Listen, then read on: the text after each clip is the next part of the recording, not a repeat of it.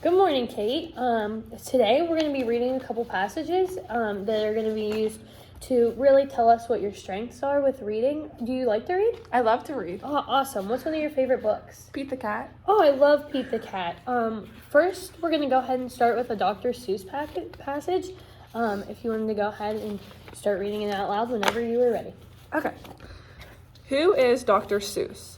While many children and adults have enjoyed the books by Dr. Seuss, very few actually know anything about Dr. Seuss himself. Dr. Seuss was born in 1904 and was given the name Theodore Seuss Geisel. He grew up in Springfield, Massachusetts, and left town as a young man to attend Dartmouth College in New Hampshire. In college, he wrote for the school newspaper. Geisel created the name Dr. Seuss, a pen name he would continue to write under for the rest of his life. Seuss entered college with the idea that he'd become a professor, but a classmate who saw him sketching thought he should become an artist. He soon pursued his passion for drawing. After college, he got a job working as a cartoonist for a newspaper. However, once the United States became involved in World War II, Seuss wanted to use his talent to help in the war effort. He worked for the Army, making different types of war movies and animated films that were used to train soldiers. Publishers who saw his work during the war wanted Seuss to illustrate a children's book. The war experience, along with his experience as a journalist, led to his desire to write and illustrate his own children's books. Dr. Seuss had a slow and difficult start as an author. His first book almost did not get published. However, many months of being turned down, his persistence paid off. Seuss soon signed with a new publisher. This small success was enough to keep Dr. Seuss writing and illustrating. While writing, he often put on silly hats to help reduce the stress of finishing a story. Shortly after his work, he published Dr. Seuss, who wrote and published Cat in the Hat, a book that made him famous.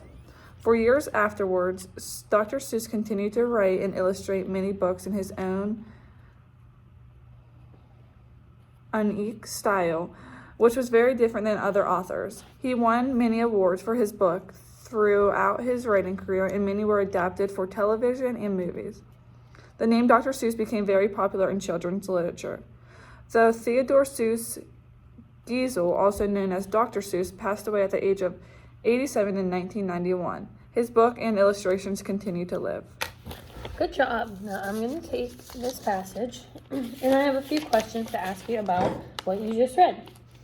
First, when did Theodore Seuss Geisel decide to become an artist? Was it A, when he was fighting in World War II, B, when he was at home in Springfield, C, when he was a student at Dartmouth College, or D, after his first book was published?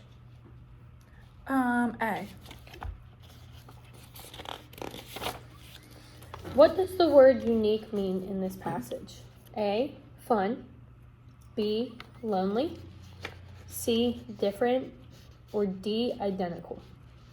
A. Fun. What is the main idea of this story?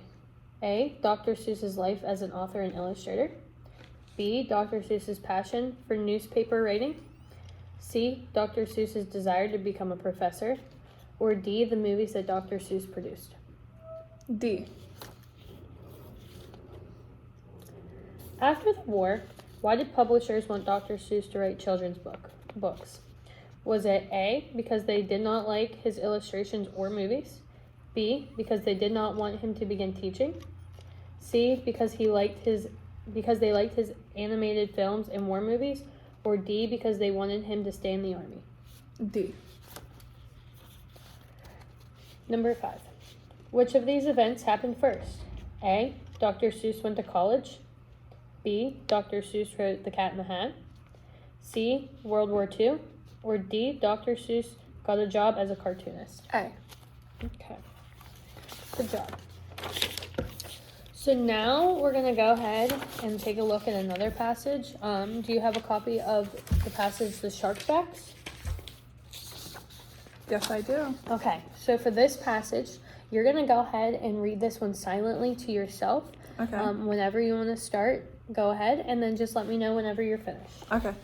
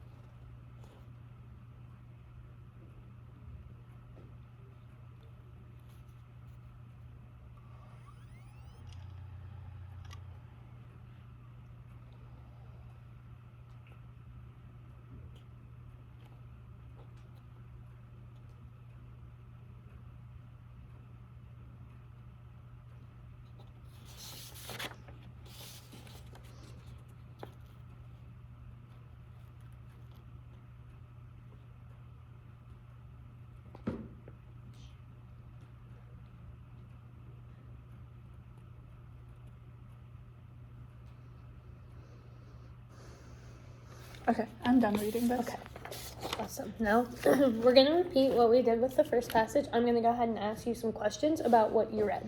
Okay. So, number 1, which human organ is most similar to a shark's gills?